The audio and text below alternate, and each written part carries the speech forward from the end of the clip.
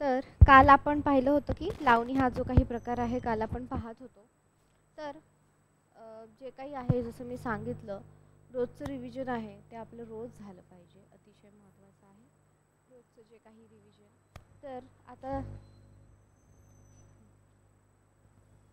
तर याच्यामध्ये आज जे काही शाहीर आणि त्याचबरोबर लावणीकार आहेत त्यांचं नाव आहे अनंत फंदी. तर अनंत फंदीची जी काही माहिती आहे ती आपण घेणार आहोत. ठीक आहे.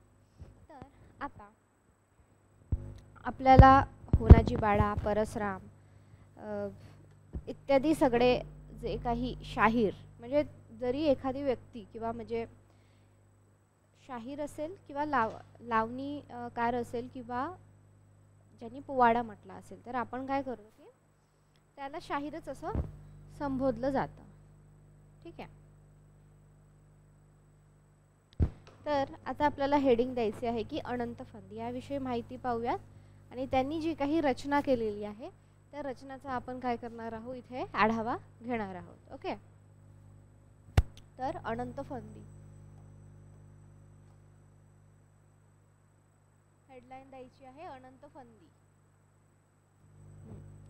आता बघा अनंत फंदी हा जो काही शाहीर होता तर हा मूळचा कुठला होता? संगमनेर. संगमनेर कोणत्या जिल्ह्यामध्ये येतं? नाही, संगमनेर जिल्हा नाही आहे, हे अहमदनगर जे काही आहे. आता ज्याला अहमदनगरला काय नाव आहे सध्या? नवीन नाव अहमदनगरचं सांगा. तिथं अहिल्याबाई आहे की संभाजीनगर आहे की काय आहे ते सांगायचं चॅट बॉक्समध्ये. ठीक आहे. तर अनंत फंदी जो काही आहे हा संगमनेरचा होता. तर सुरुवातीच्या काळामध्ये काय झालं की यांचा पूर्वज यांचे जे होते वंशज म्हणू शकतो, पूर्वज म्हणू शकतो. तर काय आहे पूर्वजांचा जो काही धंदा आहे तो गोंधळी आणि सराफ होते, ते सोनार होते सराफ आणि गोंधळीचा सुद्धा यांचा जो काही आहे त्यांचा धंदा होता. ठीक आहे. हे आपल्याला काही विचारत नाही पण एक माहिती म्हणून आपल्याला माहीत पाहिजे की एखादी व्यक्तीचं थोडंसं बॅकग्राऊंड आहे, कसं आहे, काय कळलं किंवा बाकीच्या ज्या काही इतर फॅक्ट्स आहेत तर त्या फॅक्ट्स आपल्याला काय होतात त्या लक्षात राहण्यास आपल्याला मदत होते. ठीक आहे. तर आता भवानी नावाच्या साधूंनी फंदीला धोंडा मारला आणि तेव्हापासून फंदीला काय झालं की कवित्वाची स्फूर्ती त्यांच्यामध्ये आली असं एक सांगितलं जातं. अशी एक आख्यायिका जी काही आहे ती सांगितली जाते. त्या आख्यायिका म्हणजे काय की बाबा गोष्ट की आपण म्हणतो की हां याला देवाचा साक्षात्कार झालाय, असं झालाय, तसं झालं. ती ही एक आख्यायिका असते, त्याच्यात खरं खोटं एक भाग असतो. तर आता आपल्या कवित्वाच्या बळावर हा जो काही आहे पुढे कीर्तिवंत शाहीर बनला आणि हे जे अनंत फंदी हा जो अनंत फंदी होता ते पेशव्याच्या दरबारी जे काय होते ते कवी होते. काय होते? पेशव्यांच्या दरबारी.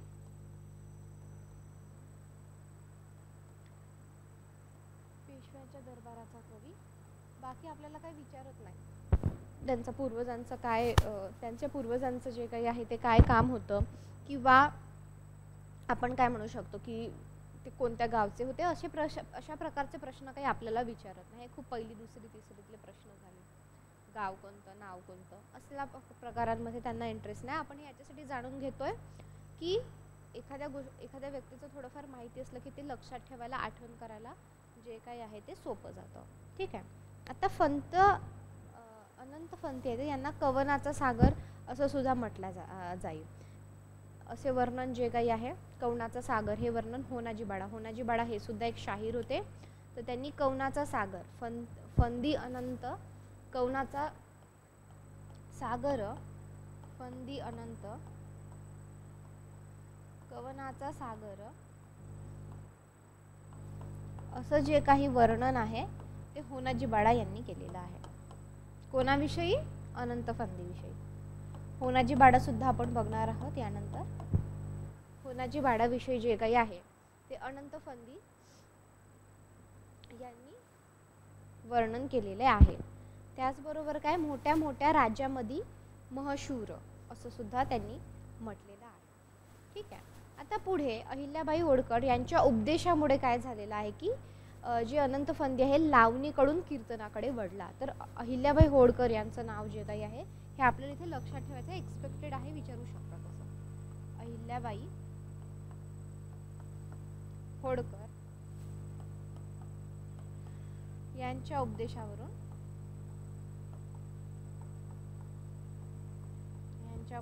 काय झालेलं आहे, होनाजी बाडा काय लावणीकडून कीर्तनाकडे वळले.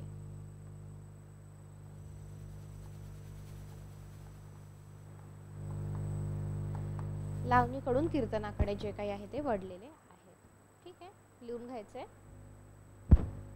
आणि नंतर हे यांना फक्त शाहीरच नाही तर मग नंतर त्यांनी कीर्तनकार म्हणून सुद्धा काय केलेले आहे, प्रसिद्धी मिळवलेली आहे, कीर्ती मिळवलेली आहे. नंतर ते कीर्तनकारही होते. म्हणजे अनंत फंदी काय होते, शाहीर होते आणि कालांतराने मग कीर्तनकार म्हणून सुद्धा जे काही आहे प्रसिद्धी पावले. ठीक आहे, लिहून घ्यायचंय.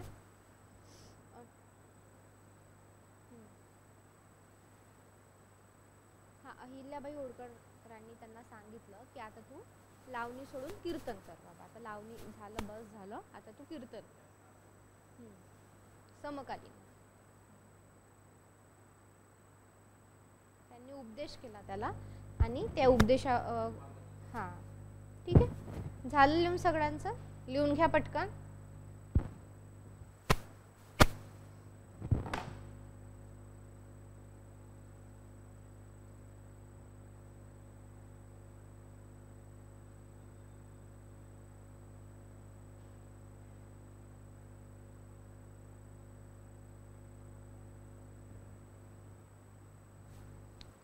आता बघा की त्यांची वाङ्मय काय आहे, आपण अनंत फंदीचं बघूया.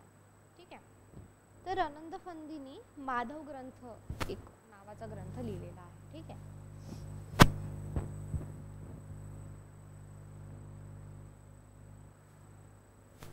ठीक आहे, त्यांचा आपण वाङ्मय बघूया. त्यांनी काय लिहिलेलं आहे, तर माधव ग्रंथ नावाचा ग्रंथ त्यांनी लिहिलेला आहे. त्यांची एक रचना आहे किंवा याला माधव निधन काव्य असं सुद्धा म्हटलं जातं. माधव निधन काव्य किंवा म्हणजे उर्फ जेव्हा आपण म्हणतो ना, किंवा माधव निधन काव्य, माधव निधन काव्य. आता बघा हे माधव कॉमन आहे, तर माधव जरी लक्षात राहिलं तरी तुम्हाला जे काही आहे ते उत्तर सोडवता येतं. ठीक आहे, माधव निधन काव्य अनंत फंदी यांची ही रचना आहे. तर एकूण जवळपास म्हणजे हे जे आहे, तर हे जे दुसरा बाजीराव आहे, दुसऱ्या बाजीरावाने हे अनंत फंदीकडून जे काही आहे ते लिहून घेतलेलं आहे. कोणी लिहून घेतलेलं आहे, दुसरा बाजीराव यांनी अनंत फंदीकडून काय केलेले आहे, जवळपास 359 ओवी आहे. ओवी असलेले हे जे काही ग्रंथ काव्य जे काही आहे ते इथे लिहून घेतलेले आहे. ठीक आहे,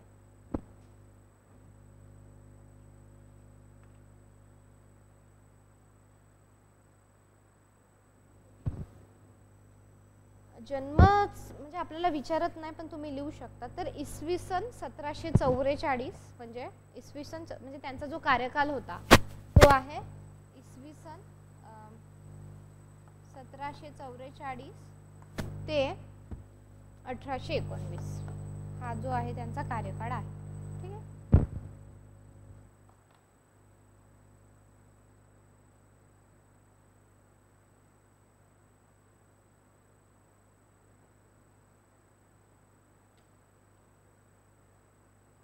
काय नाही म्हणजे ते समकालीन होते आपण असं म्हणू शकतो त्या काळातले.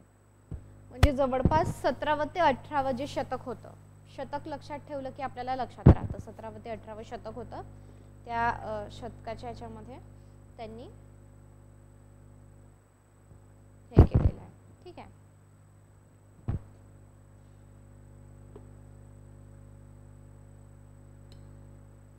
आता आपण जसं पाहिलं की मध्ययुगीन जेव्हा आपण भारताचा किंवा त्यात महाराष्ट्राचा इतिहास पाहतो, वाङ्मयाचा इतिहास पाहतो, तर त्याच्यामध्ये आपल्याला दिसतं की राजा मग त्यांचा जो काही प्रभाव पडलेला आहे, त्यांच्या साम्राज्याचा जो काही प्रभाव आहे तर तो आपल्याला याच्यावर पडलेला दिसतो.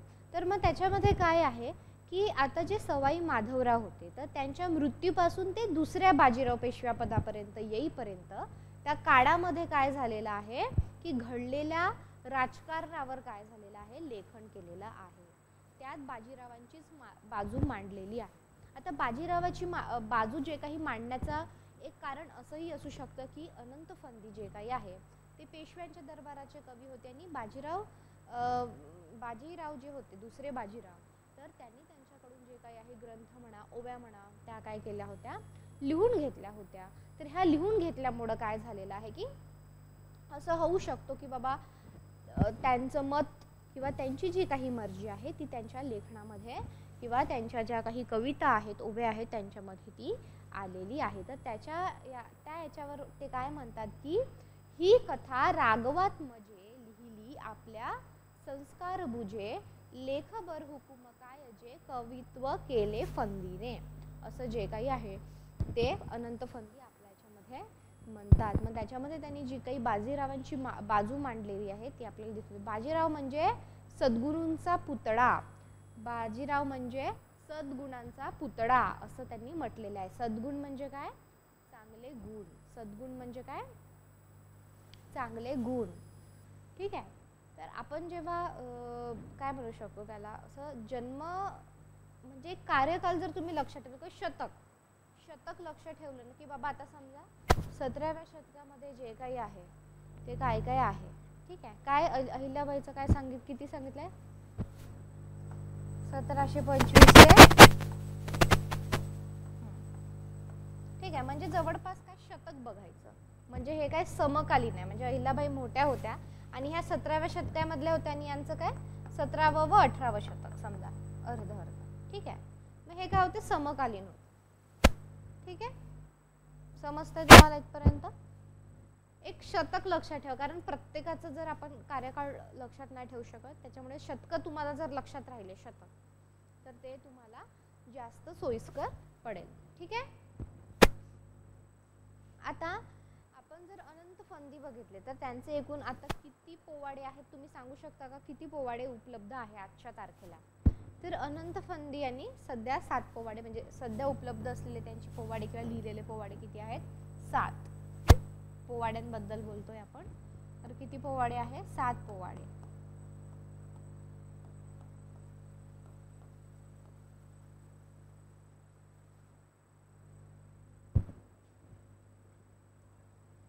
पोवाडे त्यांनी म्हटलेले आहे. म्हणजे फंदींचे आज 7 पोवाडे उपलब्ध आहे आणि त्यापैकी खरड्याच्या लढाईवरील पोवाडा जो काही आहे उल्लेखनीय आहे. म्हणजे सगळ्यात आपल्याला असं विचारलं की अनंत फंदी यांनी लिहिलेल्या पोवाड्यांपैकी सगळ्यात उल्लेखनीय, महत्त्वपूर्ण, विशिष्ट पोवाडा कोणता, तर तो कोणता आहे, खरड्याच्या लढाई. खरड्याची लढाई म्हणजे ती एक जागा आहे. ठीक आहे. खरड्याची लढाईचा पोवाडा हा उल्लेखनीय पोवाडा आहे. ठीक आहे. आता हे खरड्याची लढाई वगैरे आहे, बाकीच्या गोष्टी महाकाविती असेल, माहीम असेल, खरड्याची लढाई असेल, तर हे जे सगळं काय ठिकाणं आहेत आणि याच्याबद्दल जी काही तुम्हाला माहिती आहे, जेव्हा आपण बखर बघू, बखर वाङ्मय, तर ह्या बखर वाङ्मयामध्ये आपल्याला ह्या गोष्टी ज्या काही आहेत त्या पाहायला मिळतात. ठीक आहे. तर हे फक्त इतकंच लक्षात ठेवायचं आहे सध्या की ही एक जागा होती, लढाई जिथे झाली आणि त्या लढाईविषयी जे काही आहे अनंत फंदीने लिहिलेलं आहे.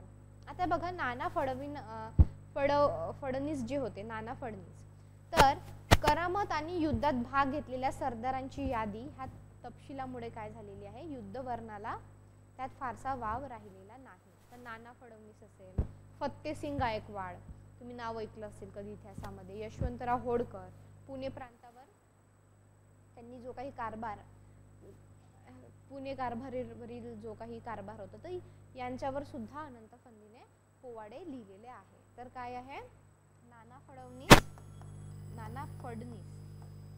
ठीक आहे. नाना फडणीस झालं. त्यानंतर कोण आहेत, फत्तेसिंग गायकवाड,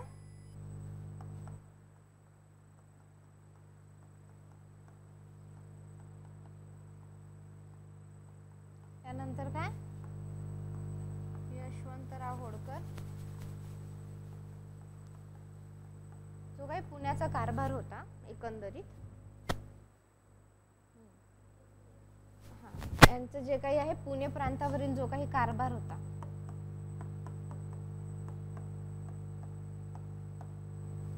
यावर सुद्धा काय केलेले आहे, पोवाडे लिहिलेले आहे. ठीक आहे, अनंत फंदी. ठीक आहे, लिहून घ्या.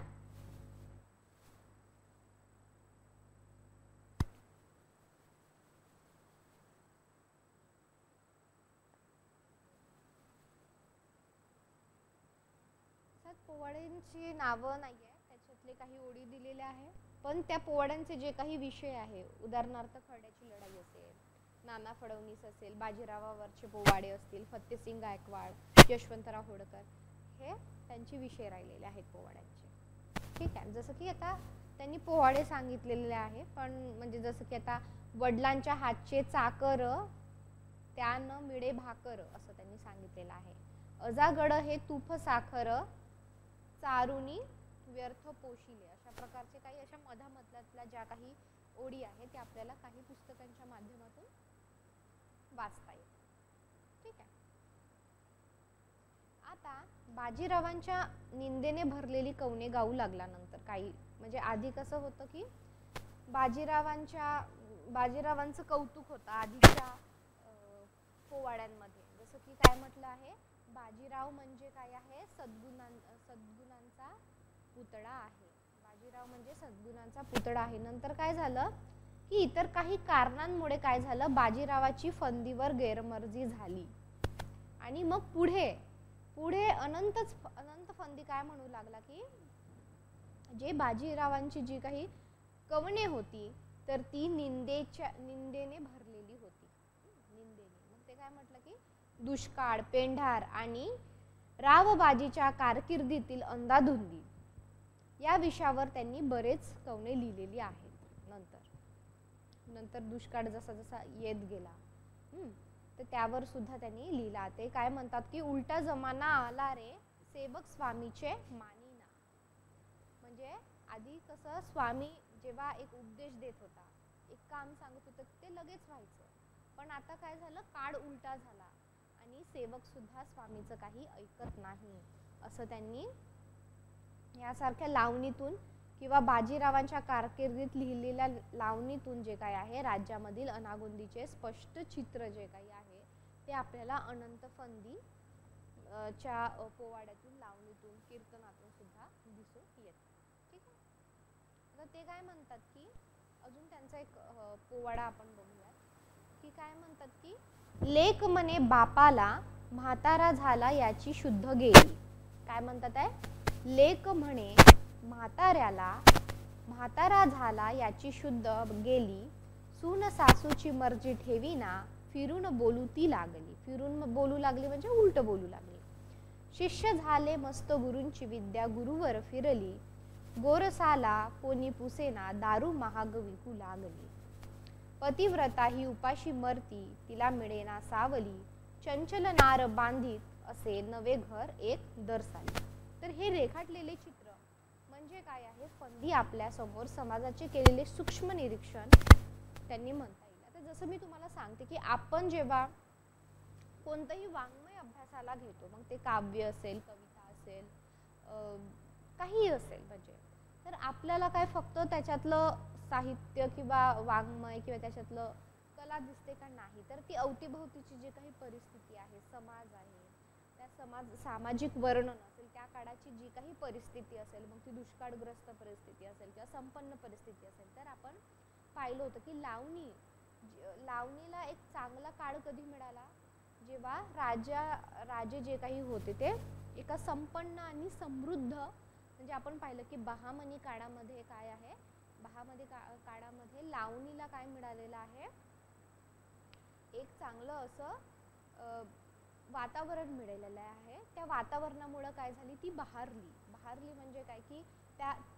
तो जो काळ होता तो अतिशय समृद्ध असा काळ होता, संपन्न असा काळ होता आणि त्या काळामध्ये कुठलाही कर्ज नव्हते, कर नव्हते, त्याचबरोबर दुष्काळ नव्हते, परकीय आक्रमणाची जी काही आहे ती चिंता फारशी राहिलेली नव्हती. तर असा जो काही काळ आहे, रिलॅक्स असलेला काळ आपण त्याला म्हणू शकतो. तर अशा याच्यामध्ये काय झालेलं की ह्या बाकीच्या गोष्टी मग उभरून आल्या, आपण असं त्याला म्हणू शकतो.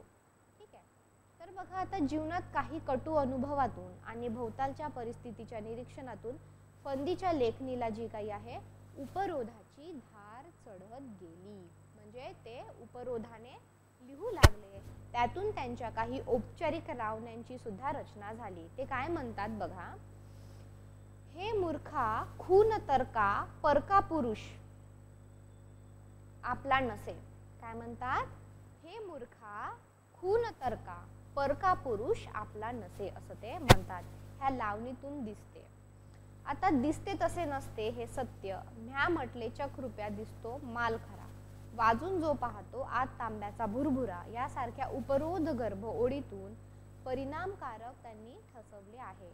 फंदी आनंदाचे छंद जिवारी शस्त्र भोसकी तसे असे आपल्या शैलीबद्दल त्यांना विश्वास वाटतो. ठीक आहे. आता बघा अनंत फंदी जो काही आहे तर त्याची जी एक चक्रवड म्हणून लावणी आपल्याला माहिती आहे. लावणीचे सुद्धा अनेक प्रकार आहेत. ते काय आपल्याला फार अभ्यासाला नाहीच आहे म्हणजे त्यातल्या त्यात. पण लावणीचे प्रकार असे खडी लावणी असते, बैठी लावणी असते, म्हणजे बसून केलेली लावणी, फक्त हातवारे आणि हे तुम्हाला काही चित्रपटांमध्ये वगैरे ती पाहायला मिळेल. ठीक आहे. तर आता अनंत फंदीची जी काही एक लावणी आहे ती लोकप्रिय आहे. त्या लावणीचं नाव आहे चंद्रावळ लावणी. ठीक आहे. तर अनंत फंदीची चंद्रावळ लावणी बरीच लोकप्रिय आहे. चंद्रावळ लावणी आपण ते बघूया. ठीक आहे. हे लिहून घ्यायचंय.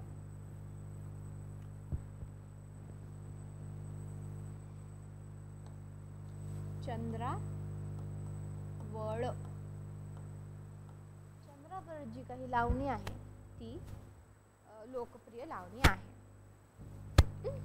ही लावणी आहे लोकप्रिय लावणी ठरली लोकांसाठी.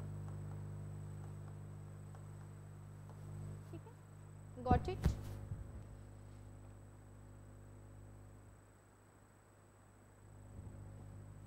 फंदीच्या काळातील स्त्री सौंदर्य विषयक दृष्टी काय होती याची कल्पना ह्या लावणीवरून होती.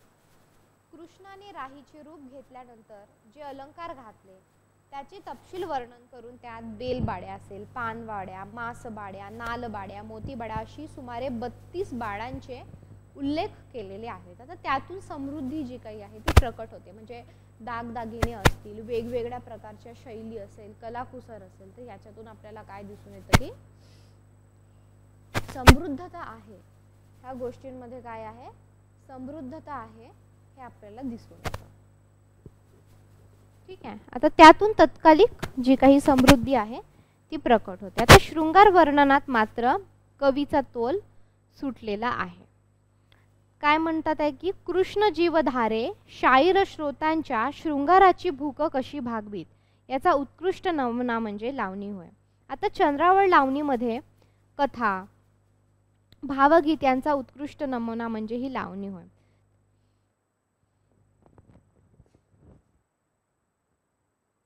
तर याच्यामध्ये काय काय असतं चंद्रावळ लावणीमध्ये आपण ते बघूया. ठीक आहे.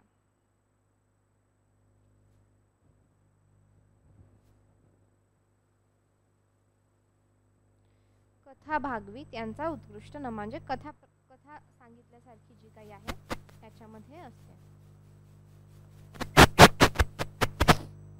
म्हणजे चंद्रावळ लावणी. ठीक आहे.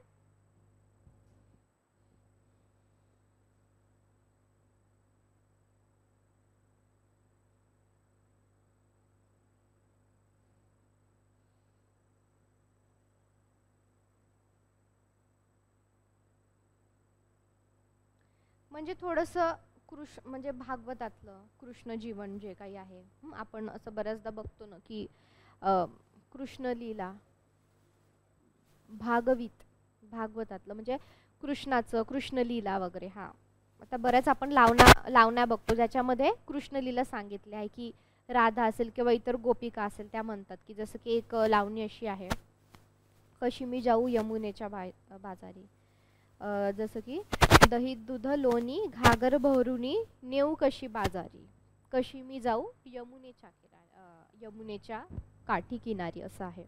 म्हणजे काय की बाबा कृष्ण येईल परत, ते दही खाणार, मटकी फोडेल वगैरे. तर अशा प्रकारची. तर म्हणजे अशी एक चंद्रावळ लावणी ज्याच्यामध्ये भागवतातला कृष्ण विषयीचा जो काही आहे काही भाग जो काही आहे कथनाद्वारे जो काही सांगितला गेलेला आहे त्याचा उल्लेख याच्यामध्ये आहे. ठीक आहे. आता बघा फटका. आता फटका हा जो काही प्रकार आहे तो अनंत फंदीने रुजवला. तर अनंत फंदी हे पोवाडे वगैरे शाहीरचं ते कीर्तनकार राहिलेच आहे, पण सगळ्यात जास्त ते प्रसिद्ध होते ते फटक्यासाठी. आता फटका म्हणजे काय आपण बघूया. तर फटका म्हणजे उपदेशपर कवने, म्हणजे अशा काव्यपंक्ती किंवा अशा पंक्ती, अशा ओळी ज्याच्यातून उपदेश प्रकट होईल. म्हणजे आता आपण काय म्हणतो, काही काही जण आपण गावी वगैरे गेल्यानंतर आजी असते किंवा म्हातारी लोक असतात, ते ना असे म्हणीतून आपल्याला असे बजावतात कधी कधी. म्हणजे जर तुम्ही पाहिलं असेल. आता समजा उदाहरण द्यायचं, एक सोपं उदाहरण द्यायचं झालं की आता समजा गाव आहे, गावामध्ये आजी आणि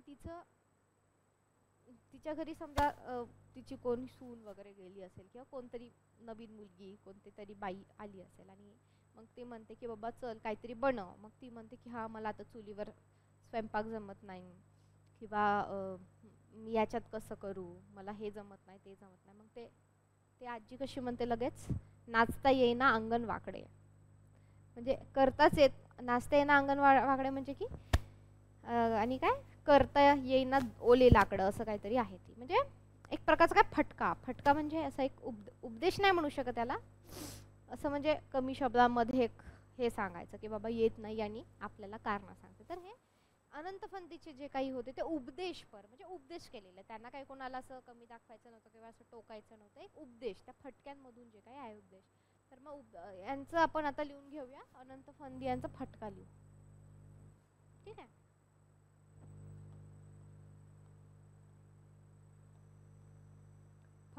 फटका म्हणजे काय, उपदेशपर कवने.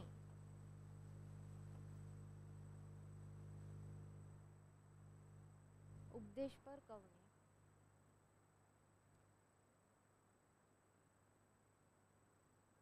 फटका म्हणजे काय, उपदेशपर कवने. ठीक आहे. आता याच्यामध्ये काय आहे, त्यांनी आपण थोडं डिटेलमध्ये बघितलं की जे सांसारिक आहेत, तर सांसारिकांना आवश्यक असा मौलिक व्यावहारिक उपदेश जो काही आहे फंदीने तडफदार आणि निर्भीड भाषेमध्ये केलेला आहे. ठीक आहे.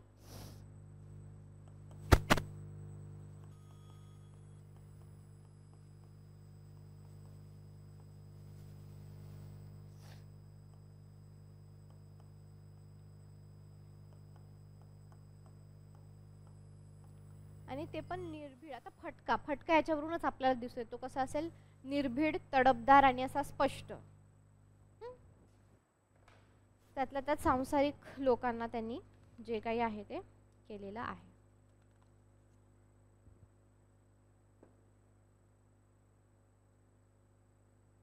आता त्यांचा एक फटका आपण बघूयात. तुम्हाला लिहायचं असेल तुम्ही लिहू शकता. त्यांचा फटका आपण बघूयात. ते काय म्हणतात आहे, बिकट वाट वही वाट नसावी, धोपट मार्गा सोडू नको. मी सांगणार आहे परत, आधी ऐकून घ्या. बिकट वाट वहिवाट नसावी, धोपट मार्गा सोडू नको, संसारामध्ये एस आपला उगाच भटकत फिरू नको, असं त्यांनी म्हटलेलं आहे. तर एक फटका एक उदाहरण म्हणून लिहायचं असेल तर लिहून घ्या. बाकीचे एक दोन फटके पण आहे. ठीक आहे, लिहून घ्या. बिकट वाट, फटका म्हणून लिहा आधी फटका.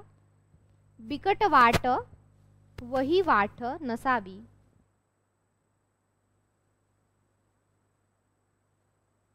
वही वाट नसावी,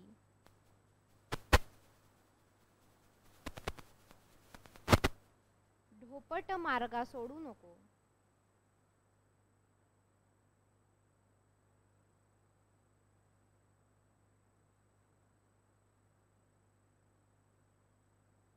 संसारामध्ये एस आपला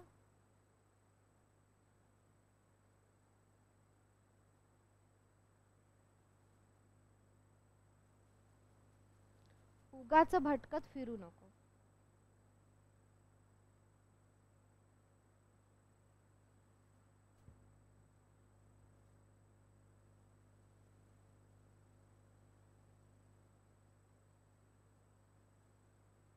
आता त्याच्यानंतर बघा एक खूप चांगला फटका त्यांनी लिहिलेला आहे.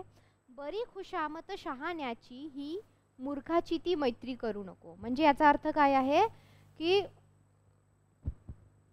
शहाणा व्यक्ती आहे, जो चांगला व्यक्ती आहे, तो नाराज झाला, त्याच्यामध्ये काही वादविवाद झाले, तू त्याची जाऊन खुशामत कर, पण मूर्खाशी मैत्री करायची नाही, असं ते सांगतात. कष्टाची भरी भाजी भाकरी तुपासारखी चोरी नको.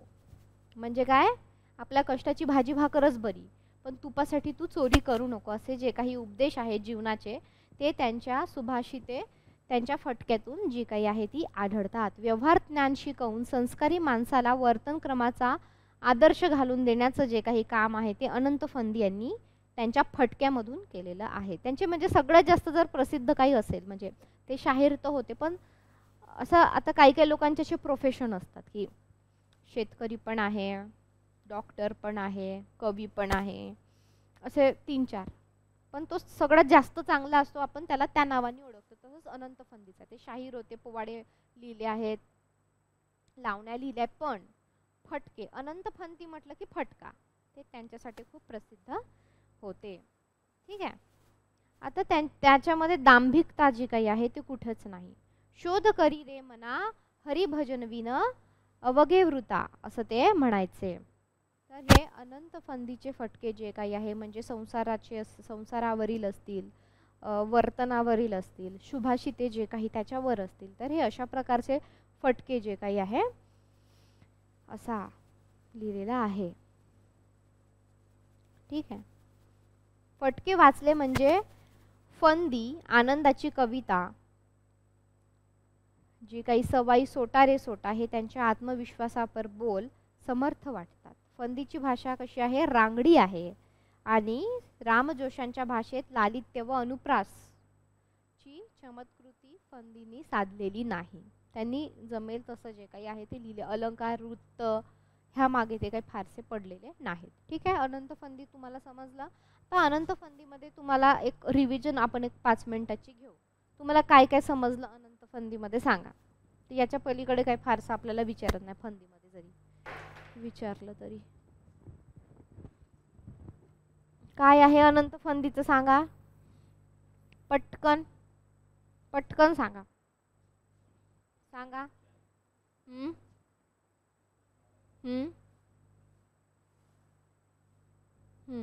फटका. बरोबर. त्याच्यानंतर ते कोणते काळातले कवी हे होते? हां, पण कोणाच्या दरबारात? हां, पेशवे दुसऱ्या बाजीरावांचा. आणि अनंत फंदी यांनी कोणाच्या उपदेशावरून लावणीकडून कीर्तनाकडे आपला मार्ग निवडला? बरोबर. ठीक आहे. आणि त्यांचे जे फटके होते ते कशावर आधारित होते जास्त? हां, आणि पोवाडे आणि हे कशावर त्यांनी लिहिलेले आहे जास्त पोवाडे?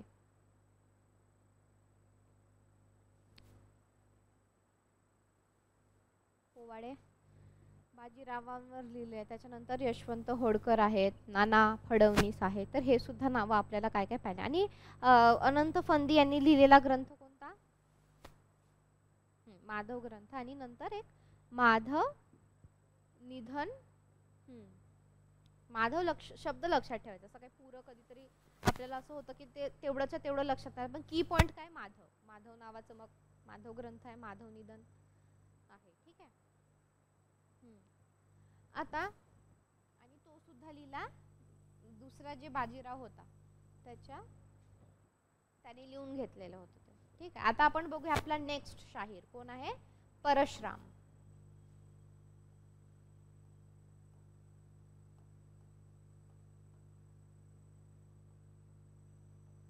परशुराम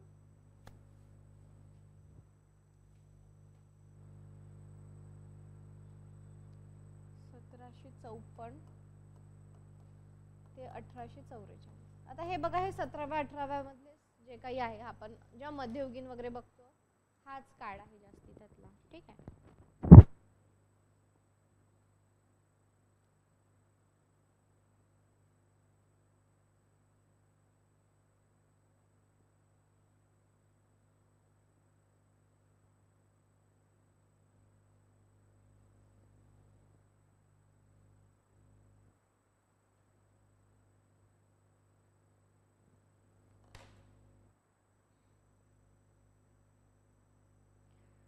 परसराम जो काही होता हा सिन्नर तालुक्यातील होता. सिन्नर तालुका.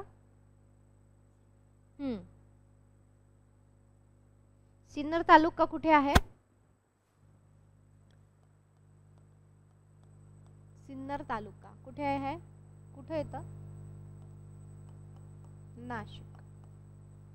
ठीक आहे. आता बघा परसराम आहे ना, परसराम म्हणजे आता इतर जे काही लावणीकार होऊन गेले शाहीर, तर त्याच्या सगळ्यांमध्ये जे काही आहे परसरामाच्या लावण्या ज्या काही आहे जास्त प्रसिद्ध झाल्या. म्हणजे आता आपण अनंत फंदी बघितला, नंतर आपण जे काही आहे राम जोशी बघू, तर ह्या दोघांपेक्षाही जास्त जे काही लावणीला प्रसिद्धी मिळालेली आहे तर ती परशुरामाच्या लावणीला जी काही आहे ती प्रसिद्धी मिळालेली आहे. आणि परशुराम जे काही होते ते कुठे होते? सिन्नर, जे की नाशिक जिल्ह्यामध्ये येतं, सिन्नरचे होते. आणि त्यांचा जो मूळ व्यवसाय होता तो शिंप्याचा व्यवसाय होता. ठीक आहे, शिंप्यांचा त्यांचा व्यवसाय राहिलेला आहे. आता राजकीय परिस्थिती चे स्पष्ट आणि निर्भड चित्र रंगविणारा हा शाहीर जो काही आहे शाहीर होता. म्हणजे राजकीय जी काही त्या काळातली परिस्थिती होती ती तशीच्या तशी उतरवण्याचं काम त्यांनी केलेलं आहे. तर वयाच्या 15 वर्षी त्यांनी विठ्ठलाची उपासना केली होती. म्हणजे काय होतं, सुरुवातीला हे विठ्ठलाचे उपासक होते.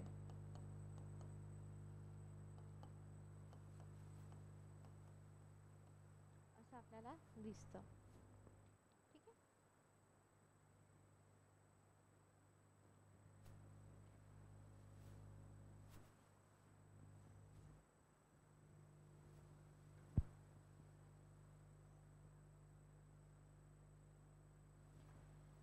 काल आपण काय घेतलं होतं? काल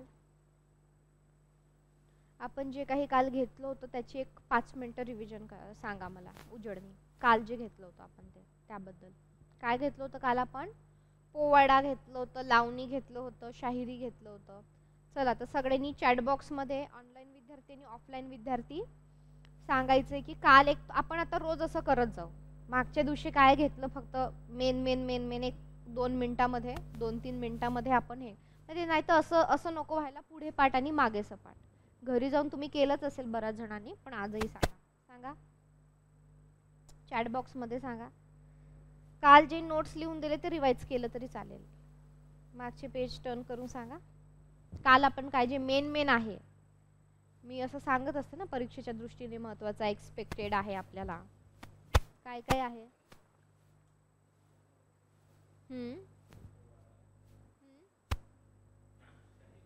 हां हां हा शब्द, फक्त शब्द.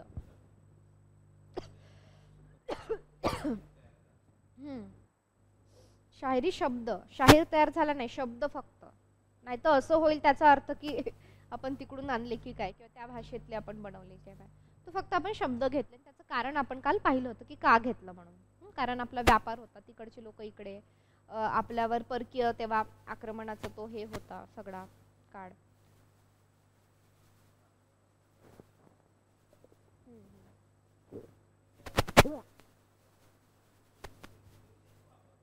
Very good, very good. प्रगती, विशाल, चला सांगा पटपट चॅट बॉक्स मध्ये.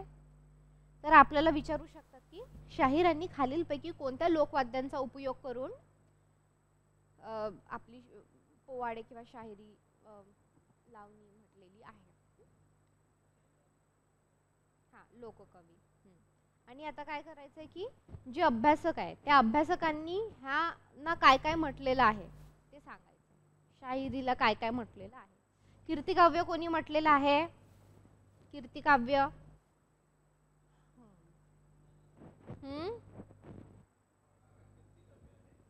त्यानंतर असं कोणी म्हटलेलं आहे की यांची निर्मिती गोंधळातून झाली म्हणून? गोंधळातून झाली असावी.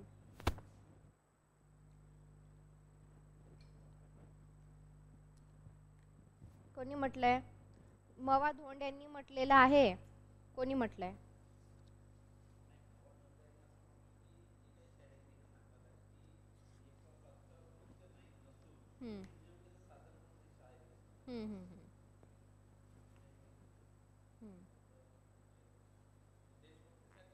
हम्म हम्म हम्म हम्म. हो. तर मग हे कोणी म्हटलेलं आहे की गोंधळ गोंधळा गोंधळातून पोवाडा हा प्रकार पुढे आला असं कोणी म्हटलेलं आहे? राजवाडेंनी म्हटले की सरवटे यांनी म्हटलेलं आहे? हम्म. सरवटे यांनी म्हटलेलं आहे की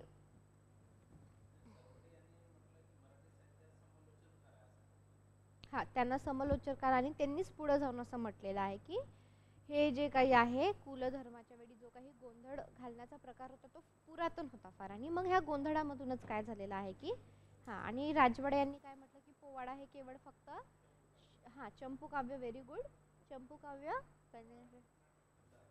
हम्म,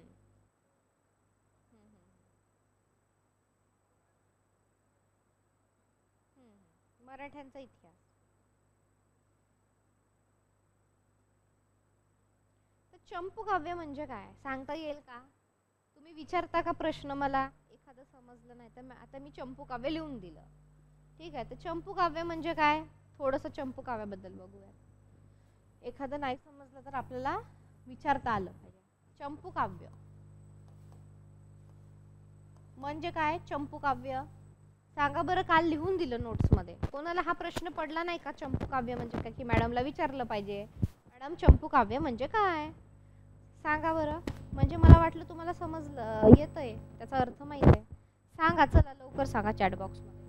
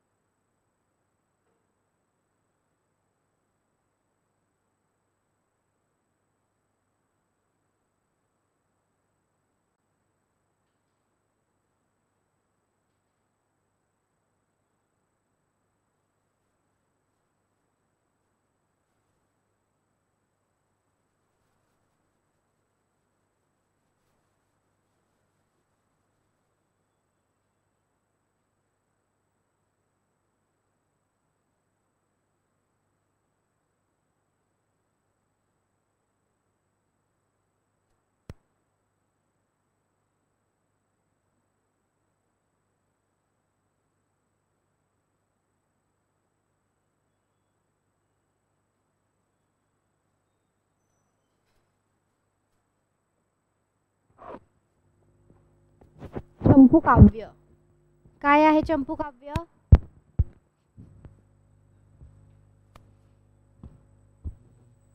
बघा.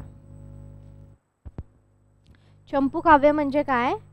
गद्य आणि पद्य गद्य पद्य मिळून लिहिलेली जी काही कविता असते त्याला काय म्हणतात? चंपू काव्य असे म्हणतात. ठीक आहे.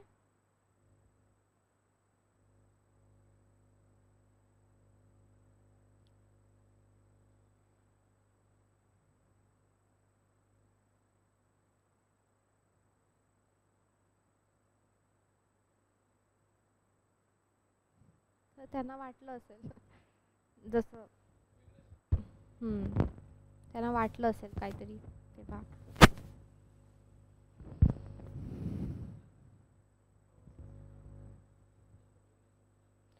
म्हणजे याच्यामध्ये ती एक शैली म्हणून गद्यपद्य शैली किंवा अथर्व वेद जे आहे वेद. आता आपल्याला बरेच शब्द काही घेतलेले आहेत तर काही परकीय आक्रमण जेव्हा झाले होते किंवा परकीय राजवट होती जसं शाहिरी शब्द आहे तर मग त्याच्यातून काही शब्द आले. त्यानंतर संस्कृत प्रचूर काही शब्द राहिलेत. त्याच्यानंतर वेद होते, आपल्याला वेदामधून काही शब्द घेतलेले आहेत. तर अथर्ववेदासारख्या प्राचीन साहित्यातही आपल्याला असं गद्यपद्यात मिश्रित जे काही आहे चंपूकाव्य ते दिसून येते. तर याचं हे जे नाव आहे ना, हे चंपूकाव्य, हे तर हे संस्कृतातून घेतलेलं नाव आहे, म्हणून ह्याचं चंपूकाव्य आहे. संस्कृतातून घेतलेलं नाव असल्यामुळे. ठीक आहे, चंपूकाव्य. हे कोणी लिहिलं चंपूकाव्य कोणी म्हटलेलं आहे? राजवाडे. ठीक आहे, विका राजवाडे यांनी जे काही आहे ते चंपूकाव्य म्हटलेलं आहे. हो, अथर्ववेद मध्ये सुद्धा आपल्याला गद्य पद्य मिश्रित जी काही आहे ती रचना आढळते. ठीक आहे.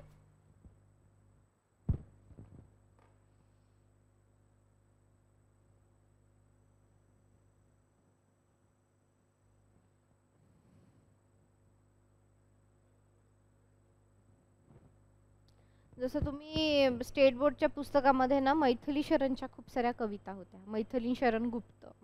तर हे जे हिंदी साहित्यिक आहे मैथिली शरण गुप्त, तर त्यांनी सुद्धा हे चंपू वगैरे लिहिलेले आहेत.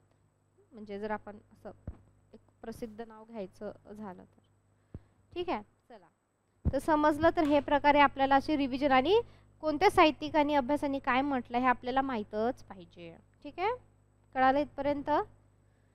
क्लिअर? तर बघा, आपलं शाहिरी झालं. त्याच्यानंतर हां, हो हो, डेली आपण, हो. आणि पेपर सुद्धा, म्हणजे आता आपला समजा शाहिरी शिकवून झालेला आहे किंवा आधी भक्ती चळवळ शिकवून झाली, तर हे थोडं पेपरमध्ये पाहत चला की काय काय कशा प्रकारचे प्रश्न विचारले गेलेले आहेत. किंवा जर तुम्हाला असं पॉसिबल जरी झालं तर तुम्ही काय करू शकता की एक बुक आपलं छोटं, की आता जसे तुमचे 10 घटक आहे, 10 घटकामध्ये सुद्धा काय आहे आपल्याला उपघटक दिलेले आहे. बरोबर आहे. जसं की घटक 8 आहे. घटक 8 मध्ये काय आहे? शाहिरी वाङ्मय, शाहिरी कविता, पंडिती कविता. त्याच्यानंतर काय आहे अजून? भक्ती चळवळ आहे, भक्ती संत आहे. बरोबर आहे. पण त्याच्यामध्ये उपघटक पडले आहे ना अजून, म्हणजे एक घटक दिलं त्याचे पण अजून एक 7-8 जे काही आहे आपल्याला उपघटक जे काही आहे ते दिलेले आहे. तर त्यानुसार आपल्याला काय करायचं की म्हणजे ह्या घटकावर बाबा किती आलेलं आहे, दरवर्षी किती क्रम आहे, असं तुम्हाला मायक्रो ॲनालिसिस करता आलं पाहिजे. ज्यांना जास्तीत जास्त मार्क घ्यायचे आहेत त्यांनी ही गोष्ट करणं जी काही आहे ती महत्त्वाची आहे. कळतंय का तुम्हाला? कळतं इथपर्यंत? की आता समजा तुम्ही सिलेबस आणलाय का? चला, तुम्ही ऑनलाईन विद्यार्थी सिलेबस काढा. तुम्हाला चिटकवायला सांगितला होता.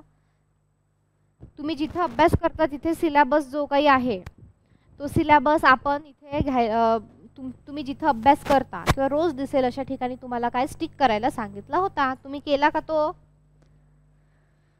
तर बघा, आता मी तुम्हाला सांगते थोडंसं थांबून आपण जे शिकतोय ते, कारण हे कळालं पाहिजे. म्हणजे कारण आज आपलं घटक मधलं हे मराठी हे होणार आहे आपलं. ठीक आहे. तर आता घटक 8. ठीक आहे. तर घटक 8 मध्ये पण बरेच उपघटक आहे. तर घटक 8 मध्ये पण काय आहे? बरेच उपघटक आहे. आता आपण जे शिकतोय ते घटक 8 मधलं शिकतोय. ठीक आहे. त्याच्यामध्ये सुद्धा काय आहे? बरेच घटक आहे. मग कोणकोणते आहे? आपण त्याच्यातला दुसरा घटक पाहूयात. काय आहे? महानुभव आहे, महानुभव पंथ. त्याच्यानंतर काय आहे? नाथ संप्रदाय. त्याच्यानंतर कोणता आहे? वारकरी. त्यानंतर कोणता आहे? दत्त संप्रदाय. नंतर कोणता आहे? रामदास. तर आपण याच्यात नाथ बघितलं, वारकरी बघितलं, मग रामदासी पंथ, ज्याला दास पंथ असंही म्हणतात, आणि समर्थ पंथ. म्हणजे कन्फ्यूज व्हायचं नाही. समजा पेपरमध्ये असं आलं समर्थ पंथ, दास पंथ, कन्फ्यूज व्हायचं नाही. त्याचा अर्थ हाच होतो आणि हे लेक्चरमध्ये लिहून दिलेलं आहे डिटेलमध्ये. त्याच्यामुळे म्हणायचं नाही का मॅडम मग आम्हाला माहीतच नाही ते. म्हणून तुम्ही व्यवस्थित लेक्चर करणं आणि लेक्चर बरोबर ते व्यवस्थित लिहिणं आणि त्याची उजळणी करणं हे अत्यंत महत्त्वाचं आहे. तुम्ही व्यवस्थित लेक्चर केले, व्यवस्थित नोट्स लिहिल्या, तुम्हाला ठीक आहे कधीतरी काही अक्षर समजत नाही, बोलणं पोहोचत नाही, तर अशा वेळी मला परत विचारणं हे सुद्धा तुमचं काम आहे. त्याच्यासाठीच मी इथे आहे. बरोबर आहे. तर तुम्ही काय करायचे, ते लिहून घेणं आणि उजळणी करणं आणि नंतर मग काय करायचं की त्याच्यावर कोणकोणते प्रश्न आलेले आहेत आणि ते मला जमतात आहे का हे पाहणं. ठीक आहे, नाही जमतात आहे तर मग ते कुठून आलं, काय त्याचे सोर्सेस काय, आपण ते सगळं डिस्कस करू नंतर. आपण एक एक पेपर घेऊ तसं. ठीक आहे, नंतर कोणता आहे, रामदास आपलं झालेलं आहे. याच्यामध्ये नाथ संप्रदाय झाला, वारकरी, हां वीरशैव, नाही नाथ संप्रदाय व्हायचंय, वीरशैव झालाय, वीरशैव हे झालेलं आहे आपलं. तर महानुभव आपण येणाऱ्या आठवड्यामध्ये आपलं महानुभव, कारण महानुभव पंथ मोठा, म्हणजे महानुभव पंथ संप्रदाय जे काही आहे ते मोठं आहे. सुफी, सुफी पण बघूयात. सुफी हा मुस्लिमांमध्ये जो काही आहे, तर जसं आपल्याकडे हिंदू लोकांमध्ये एक प्रबोधनासाठी, परिवर्तनासाठी, परमार्थासाठी जशी भक्ती चळवळ आली, तशी मुस्लिमांमध्ये सुफी चळवळ किंवा त्यांचा संप्रदाय जो काही आहे तो आला. ठीक आहे, त्यांचं साहित्य आपण बघणार आहोत. नंतर काय आहे, पंडित, पंडिती साहित्य. त्यानंतर काय आहे, बखर, बखर आणि शाहिरी. ठीक आहे, गॉट इट, इथपर्यंत समज रहे हो. तर बघा आता हे उपघटक आहे, हे घटक 8 मधलेच उपघटक आहे. अजून घटक 8 मध्ये अजून दुसरं पण आहे, काव्य, त्यांची मीमांसा, मग भामह, रुद्रट, मम्मट, ते वगैरे, प्रतिभा, विचार, शब्दशक्ती, म्हणजे संस्कृतचे जे काही आहे कवी, ज्यांचा प्रभाव आपल्या मराठी आणि ते जे सगळं काव्य वगैरे आपण ते बघणार आहोत. तर आता हे जे त्याच घटकामधला आपण दुसरा जो ब घटक आहे तो पाहिला. तर हे झालेलं आहे. आता आपण आपलं शाहिरी पण होऊन जाईल, म्हणजे आज उद्या समजा. ठीक आहे, मग आता मॅडमनी आपल्याला हे शिकवलं, तुमचं काम आहे त्याला टिक मार्क करणे. ठीक आहे, त्याची उजळणी करणे. ठीक आहे, मग नंतरचं काम काय आहे की तुमच्यापाशी ज्या प्रश्नपत्रिका आहे 5 वर्षाच्या, सुरुवातीला 5 वर्षाच्या करा, ज्यांचं हे ॲनालाइज झालं, पण जेवढे अवेलेबल आहे वेबसाईटला तेवढे पण करा, कारण त्यांनी तुमची प्रॅक्टिस होणार आहे. आणि बघा मराठीला काय असं खूप करंट नाही आहे. करंट म्हणजे काय की नाही आहे, म्हणजे जे झालंय ते झालेलं आहे आतापर्यंत, किंवा मग करंट काय येईल की बाबा ते साहित्य अकादमी, आत्ताचे पुरस्कार, संमेलन वगैरे ह्या सगळ्या गोष्टी आहेत, पण जास्त मार्क आपल्याला याच्यावर आहे. तर मग आता एवढं सगळं आपलं झालेलं आहे, मी शिकवलेलं आहे तुम्हाला, तर तुम्ही ते व्यवस्थित उजळणी करून मग तुमचे जे प्रश्न आहेत पेपरचे, बॅक टू द पेपर. मग पेपरमध्ये गेल्यानंतर बघायचं की रामदासी समर्थ दास पंथावर आपल्याला काय काय प्रश्न आलेले आहेत, वीरशैव पंथावर आपल्याला काय काय प्रश्न आलेले आहेत, वारकरी संप्रदायावर आपल्याला काय काय प्रश्न आलेले आहेत, शाहिरी ते सुटतात आहे का, कुठून आले, त्याचा सोर्स काय आहे, हे सगळं आपल्याला करायचं आहे. आणि हे सगळं करून सुद्धा काही एखादं नाही आलं तर मग आपण ते दर महिन्यामध्ये किंवा असं 15 दिवसातून पेपर ॲनालिसिस करणार आहोत. 2016, 17, 18, 19, 20, 21, 22, 23, 24 आणि हा जूनचा पण आपला आत्ता झालेला जो काही आहे तो. ठीक आहे, तर मग जे तुमचं राहिलं आहे किंवा एखादा प्रश्न नसेल जमत, नसेल आला, काय असेल तर काय करायचं आहे तुम्हाला, ते आपण ते इथं सगळे प्रश्न नंतर आपण ते ॲनालिसिस करणारच आहोत. पण हे काम जो व्यवस्थितपणे करेल त्याची मग शुअर शॉट व्यवस्थित सेट परीक्षा जी काय तो उत्तीर्ण होईल. आणि प्लस काय आहे, तुमचं पेपर 1 त्याला वगळायचं नाही आहे, त्याला काय करायचं आहे, निग्लेक्ट करायचं नाही आहे. तुम्हाला हे कळालं पाहिजे, तुम्हाला हे काय झालं पाहिजे, समजलं पाहिजे. Got it. अशा प्रकारे जो काही आहे तो तुमचा अभ्यास झाला पाहिजे. अशा प्रकारे जो काही आहे तुमचा अभ्यास होणे अत्यंत महत्त्वाचं आहे. आता सांगा तुम्हाला याच्यामध्ये काही डाऊट आहे का, काय वाटतं किंवा काय डाऊट आहे विचारा.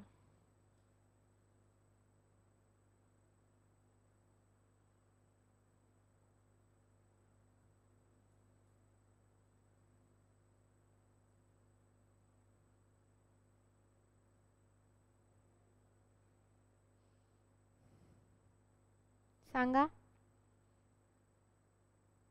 काही डाऊट असेल तर सांगा.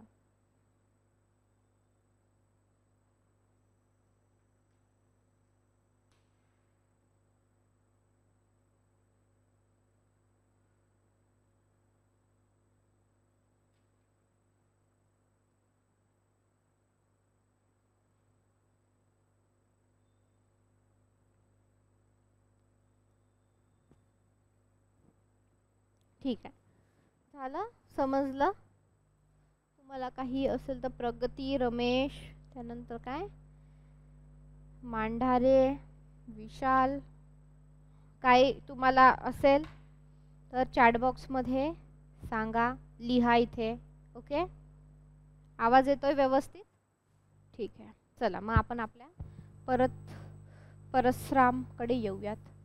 तर हे असं थोडंसं मधामधात करायला पाहिजे, कारण कसं आहे बघा की हार्डवर्क हो तुमची स्पीड येते त्याला. आता तुम्हाला एक सोपी गोष्ट सांगते मी. गोष्ट आता समजा 2 व्यक्ती आहे, हा एक आहे आणि हा दुसरा आहे. ठीक आहे, असे 2 व्यक्ती आहे. एक आहे राम आणि एक आहे श्याम उदाहरणार्थ. ठीक आहे, आता ह्या दोघांकडे काय आहे? कुऱ्हाड आहे. कुऱ्हाड माहिती आहे ना?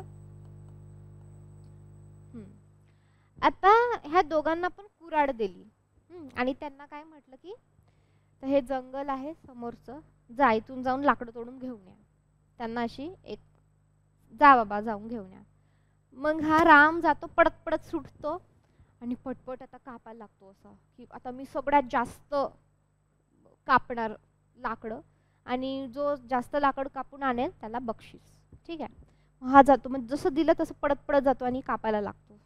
हे कापतो आणि हा जो असतो श्याम, हा काय करतो आधी ते कुऱ्हाड बघतो आणि त्याला असं धार लावायचं काम करतो आधी.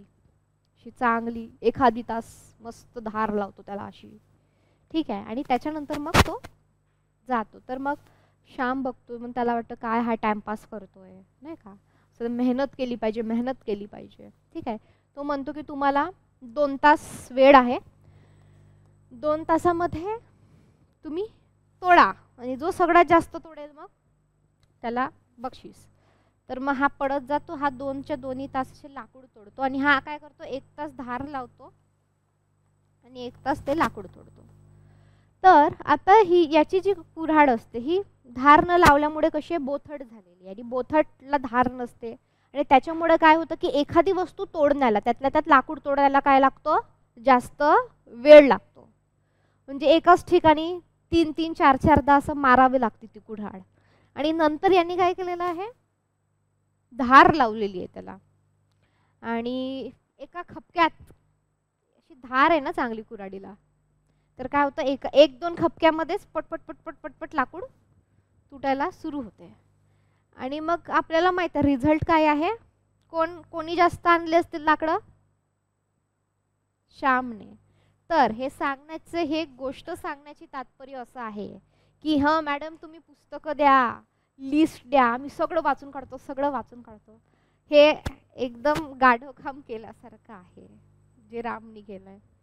म्हणजे कुठलंच स्ट्रॅटेजी नाही, प्लॅनिंग नाही, हे असं कुठेही पडत सुटणं हे वर्क नाही करत स्पर्धा परीक्षेला, तरी म्हणजे कोणत्याच कामाला नाही करत पण स्पर्धा परीक्षेला नाही करत. पण 1 तास धार लावणे म्हणजे तुमच्यासाठी काय आहे, प्रश्न कशावर किती आलेले आहे, मागील वर्षीच्या प्रश्नपत्रिका, अभ्यासक्रम, तुमचा अर्धा जो वेळ आहे जाऊ द्या, बसा व्यवस्थित, प्रश्न काढा, बघा एक एक काय काय झालेलं आहे त्याची उजाडणी करा, त्याला टिक करा, म्हणजेच काय तुमचं धार लावणे. आणि जेव्हा तुम्हाला माहित आहे ना की समजा आता उदाहरणार्थ एखादं पुस्तक आहे असं समजा, ठीक आहे, तर ह्या पुस्तकामध्ये जर तुम्हाला सिलेबस आणि प्रिव्हियस इयर प्रश्न माहीत असेल, तर समजा हे पुस्तक आहे, तर तुम्हाला माहित आहे की याच्यातले 30-40च पानं आहे जी मला 10 वेळा वाचायची आणि बाकीचं पुस्तक काही कामाचं नाही, रद्दी पुस्तक आहे असं तुम्ही पण म्हणू शकता की मला एवढंच वाचायचं आहे. तुम्हाला ते अभ्यासक्रम माहीत नाही, मागील वर्षीचे प्रश्नपत्रिका कशावर सारखे प्रश्न विचारले, तर तुम्ही याला घोकत बसाल, म्हणजे काय कराल तुम्ही, गाढव काम. मी असं म्हणत नाही की हा पुस्तक हे आहे, पण परीक्षेच्या दृष्टीने ते महत्त्वाचं नाही आहे. त्याच्यामुळं हे याला काय म्हणतात, धार लावणे, की बाबा ह्याच्यावरच दरवर्षी प्रश्न येतात आहे, हाच घटक खूप जास्त महत्त्वाचा आहे आणि हे जे मॅडम लिहून देतात याचीच उजळणी करणे आहे. तर हे झालं धार लावणे. आणि जसे तुम्ही पेपरला बसाल तुम्हाला दिसेल की आपण स्मार्ट स्टडी केलेला आहे, यांनी काय केलं आहे, हार्डवर्क केलं आहे, यांनी काय केलं आहे, स्मार्ट वर्क प्लस हार्डवर्क केलं आहे. त्याच्यामुळे याच्यापाशी लाकडे आणि बक्षीस यालाच मिळणार आहे. तसंच आपली तुमचा जो काही वेळ आहे तर तुम्ही जास्तीत जास्त प्रश्नांमध्ये, अभ्यासक्रमांमध्ये सारखं कशावर विचारतायत, मॅडमनी जे लिहून दिलं त्याची उजळणी करणे, जे बुक सांगितलं तेच वारंवार वाचणे, आणि मग ते झाल्यानंतर बाकीच्या गोष्टी करणे. त्याच्यामुळे हे जे मधात मी लेक्चरमध्ये तुम्हाला सांगत असते ह्या गोष्टी, तर याला काय म्हणायचं, धार लावणे असं म्हणायचं. आता तुमच्या अगोदरची जी मागची बॅच होती तिथं मी सगळं सांगायचं, म्हणजे झोपेचे महत्त्व असेल, तुम्ही जे काही अभ्यासाच्या वेळेत जो काही तुमचा डाएट असेल, आहार असेल, त्याचं महत्त्व असेल, अभ्यास कसा प्रकारे केला पाहिजे, सकाळी कोणता अभ्यास केला पाहिजे, रात्री कोणता अभ्यास केला पाहिजे, हे माझ्या मनातून सांगते का नाही, तर याच्यावर खूप सारे रिसर्च झाले, याच्यावर बरेच बुकं लिहून घेतले आहे, बरेच अनुभव आहे, काही गोष्टी माझ्या अनुभवातनं पण आहे की कधीतरी तुमच्या जागी मी सुद्धा होती, मी सुद्धा नेटचा परीक्षेचा अभ्यास केलेला आहे. कसं काय, तर हे जे काही सगळं असं आपण काय म्हणतो असं ओंजडी भरून दिल्यासारखं तर ते आहे. तर याच्या अगोदरचे जे लेक्चर्स होते तर हे सगळं मी त्यांना सांगायची, तुम्ही रात्री काय वाचायचं, सकाळी काय वाचायचं, अभ्यास कसा करावा, झोप कशी घ्यावी, नॅप कशी घ्यावी.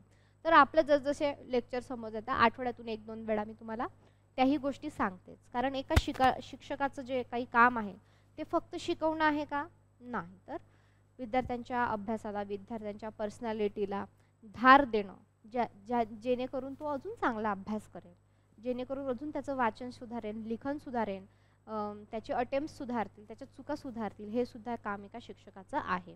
ठीक आहे, तर आपण आता जे काही परसराम आहे त्या परशुरामाकडे बघूया.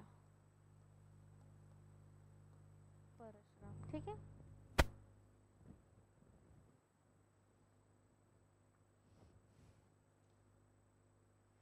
परशुराम बघायचा आपल्याला, रामजोशी पण बघायचा आहे.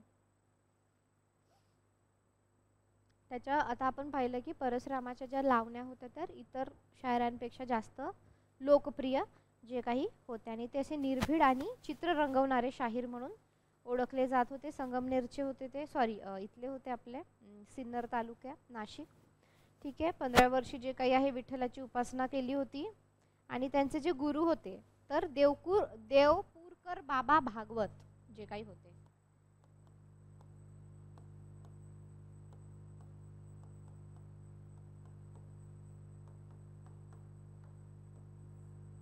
ते त्यांचे गुरु होते, देवपूरकर बाबा भागवत.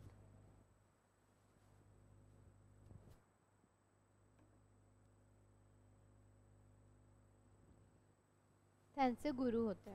ठीक आहे, आता यांनी केलेल्या उपदेशामुळे किंवा आग्रहामुळे काय केलेलं आहे, परशुरामांनी काय केलेलं आहे, लावणी असेल, पोवाडे असेल, त्यांची रचना करण्यास सुरुवात केली यांच्या आग्रहास्तर. ठीक आहे, नामी विठ्ठल वरदी विठ्ठल असा आपल्या गुरुचा उल्लेख त्यांनी पोवाड्यातून केलेला आहे. आता बघा, त्यांचं जरी अभ्यास किंवा अध्ययन जास्त नसलं तरी रामायण, महाभारत आणि संत साहित्य जे काही होतं याविषयीचा त्यांचा चांगला परिचय होता. म्हणजे अध्ययन फारसं नसलं तरी काही सिलेक्टेड विषय होते तर त्यांच्यावर जो काही आहे त्यांचा अभ्यास जास्त होता. ठीक आहे, आता त्यांचं बहुश्रुतता म्हणजे काय की चांगलं ऐकणं, वेगवेगळ्या प्रकारचं ऐकणं, त्याला बहुश्रुतता असते म्हणतात. तर ते त्यांचं चांगलं होतं, त्याच्यामुळे काय झालेलं आहे का त्यांचं जे काव्य होतं ते संपन्न झालं, कारण अनेक विषय जे काही आहे त्याच्यामध्ये येत होते किंवा येऊ लागले होते. बघा, एक गुड लिसनर ज्याला म्हणतो की चांगला ऐकून घेणारा, ही सुद्धा काय आहे एक चांगली quality, that is good quality. म्हणजे असं म्हणतात का बाबा तुम्ही एक चांगला श्रोता असणं, तुम्ही एक चांगलं ऐकून घेणारं असणं खूप महत्त्वाचं असतं. हे एक तुमच्यामधली म्हणजे एक चांगल्या माणसाची क्वालिटी आहे, to be a good listener. समोरचा काय म्हणतोय त्याच्यामुळं काय होतं की तुम्हाला खूप कमी वेळेमध्ये तो माणूस कसा आहे हे कळतं. म्हणजे जर कोणी लोक असतात आपलंच सांगत बसतात, समोरच्याचं ऐकतच नाही, किंवा समोरचा काहीतरी बोलतो त्याला मधामध्ये ब्रेक करतात, तर हे चुकीच्या सवयी आहे. किंवा हे ज्यांना कोणाला सवय असेल तर त्यांनी याच्यामध्ये सुधारणा करावी. एखादा व्यक्ती बोलतोय त्याला पूर्ण 100% ऐकून घेणे, आणि ते ऐकून झाल्यानंतर जे काही तुम्हाला त्याचं ॲनालिसिस झालेलं आहे तर त्या ॲनालिसिसनुसार त्याला उत्तर देणे, त्याला समजून घेणे, त्यांना सांगणे. तुम्ही जर व्यवस्थित ऐकलं तर काय होतं, ती व्यक्ती तुम्हाला समजण्यास मदत होते, तिला व्यक्तीला काय म्हणायचंय ह्या सगळ्या गोष्टी तिथं करता येतात तुम्हाला. ठीक आहे,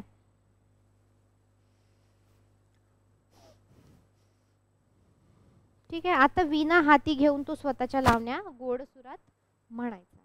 ठीक आहे. पुरुषाने स्त्रीचे सोंग घेण्याची प्रथा पहिल्यांदा परशुरामाच्या तमाशात पडली असे म्हटले जाते.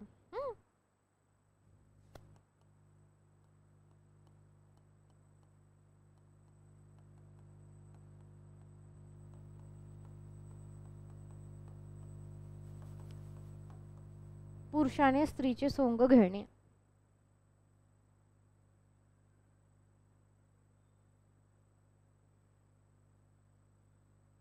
ही प्रथा परशुरामाच्या लावण्यांपासून पडली. आता तुम्ही बऱ्याच लावण्या वगैरे बघता, कुठं बघितले असेल मोबाईलवर, टीव्हीवर किंवा चित्रपटांच्या माध्यमातूनही आपल्याला बऱ्याचदा लावणी बघायला मिळते. ती कोणती एक लावणी आहे ना,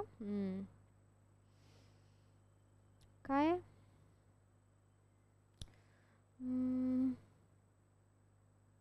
काय बरं ती लावणीचं नाव,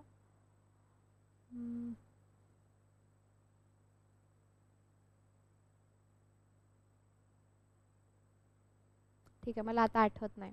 तुम्ही अशा काही चित्रपटांमध्ये लावण्या बघितल्या तर तिथे तुम्हाला असे पुरुष लोक स्त्रियांचं सोंग घेऊन तिथे उभे राहिलेली, वेशभूषा केलेली दिसतात. ठीक आहे.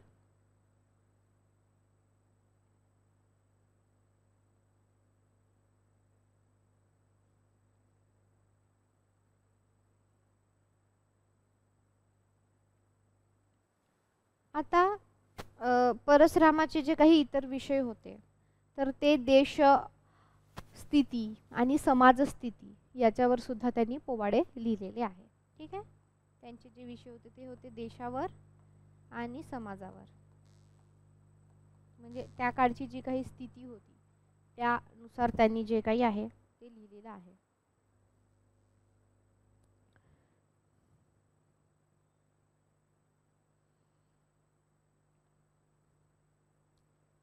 आता परशुरामाच्या ज्या काही लावण्या होत्या त्याच्यामध्ये खूप वैविध्य होतं म्हणजे काय, खूप वेगवेगळ्या प्रकारच्या त्यांनी लावण्या म्हणा किंवा पोवाडे म्हणा किंवा नवीन प्रयोग केले होते. नवीन प्रयोग म्हणजे आता जसं पुरुषाने स्त्रीचे सोंग घेणे ह्या प्रकारचं जे काही आहे.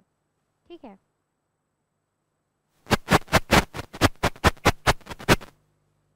आता राश्री जोग जे काही आहे तर राश्री जोग काय म्हणतात की धड संतही नाही आणि धड शाहीर नाही अशी परशुरामाची अवस्था झालेली आहे, असं जे काही आहे राश्री जोग असं म्हणतात. हे लक्षात ठेवायचं आहे. राश्री जोग, धड संतही नाही आणि धड शाहीरही नाही असं त्यांनी म्हटलेलं आहे.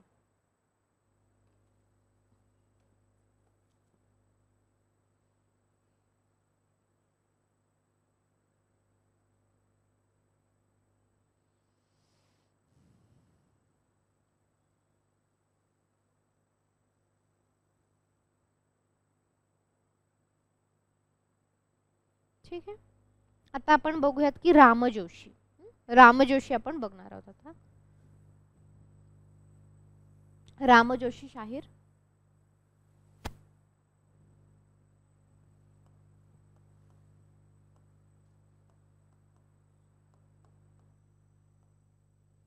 रामजोशी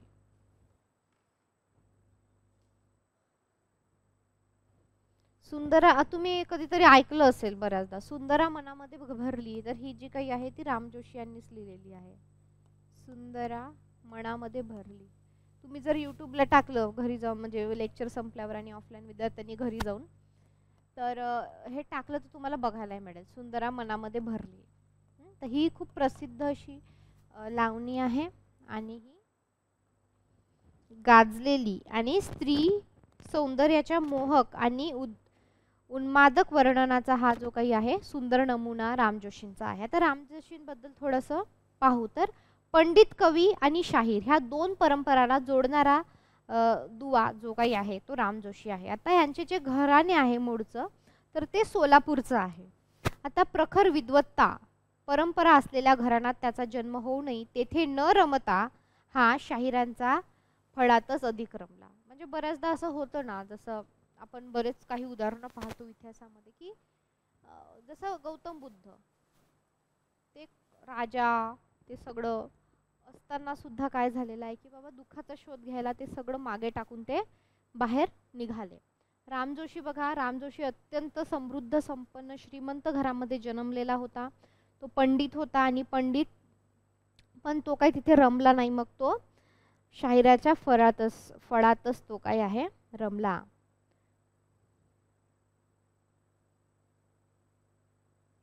आता पंढरपूरला शास बाबा पाध्ये किंवा बाबा पाध्ये लिहिलं तरी चालते. बाबा पाध्ये त्यांनी त्यानंतर अध्ययन केले, यांच्याकडे तो शिकला राम जोशी, बाबा पाध्ये यांच्याकडे.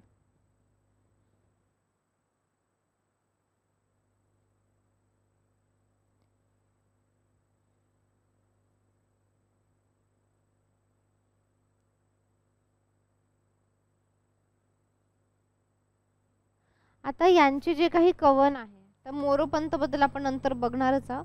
तर मोरोपंतांची जी काही छाप आहे, मोरोपंत कवी, आता यांनी जी काही कवने काव्य लिहिली आहे, तर याची जी काही छाप आहे, तर ही छाप आपल्याला काय याच्यामध्ये दिसते, राम जोशी यांच्या लावणीमध्ये दिसते आपल्याला. मोरोपंत जे कवी होऊन गेले त्यांच्या कवनांची छाप किंवा प्रभाव असं म्हणू शकतो की मोरोपंतांचा प्रभाव असंही तुम्ही लिहिलं तरी चालेल.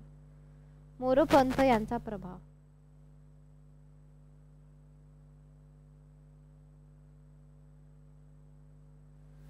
मोरोपंत यांचा प्रभाव.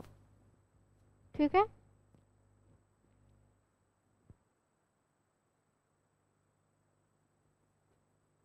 त्यांच्या लावण्या स्त्रीच्या यौवनाशी, यौवन म्हणजे काय तारुण्य, त्याच्यानंतर प्रियकरासाठी होणाऱ्या तळमळीची, म्हणजे भेट आहे, आता भेटायचं आहे ती, त्याच्यामध्ये जी होणारी तळमळ आहे, वाट पाहणं आहे, ह्या सगळ्या गोष्टी ह्याबद्दलच्या त्यांच्या लावण्या जास्त दिसतात. तर वैवाहिक जीवनातील व प्रस्थापित नीतीच्या मर्यादेत राहिलेली त्यांची लावणी आहे. ठीक आहे.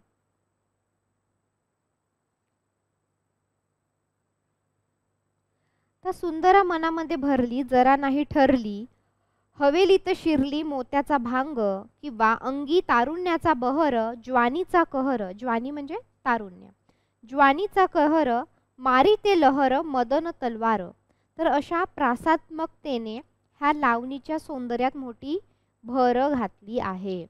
संस्कृतातील संकेतांचे अनुकरण करून मराठमोड्या स्त्रीचे वर्णन व तिचा साज शृंगार राम जोशी यांनी मोठ्या ढंगदारपणे जो काही आहे आपल्याला व्यक्त केलेला दिसतो. कुण्या ग सुभगाची मंजिरी, ही लावणी अशीच आहे. शृंगाराला भरपूर अवसर असणाऱ्या कृष्ण लीला वर्णन पण लावण्या सुद्धा राम जोशींनी लिहिलेल्या आहे. म्हणजे वैवाहिक जीवनावरच्या लावण्या असतील, प्रियकराच्या भेटीच्या लावण्या असतील, एक सुंदर स्त्रीच्या तारुण्याविषयीच्या ज्या काही लावण्या असतील, हे वर्णन असतील, तर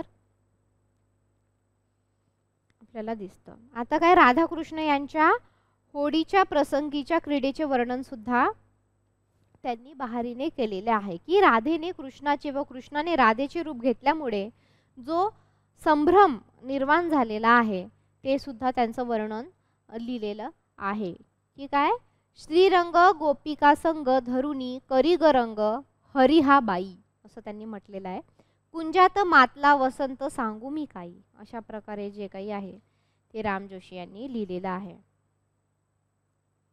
त्याच्यामुळं काय आहे की असे वेगवेगळे प्रयोग केल्यामुळं त्यांची जी काही लावणी आहे तर ती लावणी काय झालेली आहे, आकर्षक बनलेली आहे. काय झालेलं आहे, आकर्षक बनलेली आहे. म्हणजे वेगवेगळे प्रयोग करणं असतील, काय असेल, वेगवेगळे विषय घेणं असतील.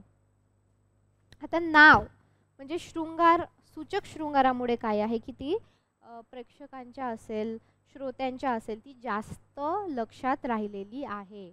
लौकिक विषयावर सुद्धा त्यांनी अनेक लावण्यामध्ये राम जोशींनी स्त्री मनाचे सुद्धा विविध रंग उमटवले आहे, की म्हणजे स्त्री मनाच्या हालचाली ज्या काही आहेत किंवा त्यांच्या भावना ज्या काही आहेत ते, की कसं बघा, एक लावणी, झाली तरुणपणाची धूळ, पती नाही सेजेवरी सुंदरा रडे मूड मूड, असं त्यांनी विरहात नायिका एका लावणीत आढळते. तर दुसऱ्याच्यामध्ये काय म्हटलेलं आहे की तुम्ही सजना सजनी घ्या आदराचे पान, मज दुबडीचा राखा स्वाभिमान, अशा प्रकारची सुद्धा जी काही आहे लावणी म्हटलेली आहे. आता रामजोशांनी लिहिलेल्या पौराणिक आणि देवदेवतांच्या वर्णन पण लावण्या सुद्धा आढळतात. आता पौराणिक वातावरणापेक्षा समकालीन समाजातील देवदेवतांचे उल्लेख त्यांचे अधिक आढळतात. समकालीन म्हणजे आपल्याला माहिती आहे की विठ्ठल नंतर आला, काही विठ्ठल फार प्राचीन देव आहे असं नाही. आपण त्याला पाहिलंय की मध्ययुगीनमध्ये जेव्हा भक्ती परंपरा आली आणि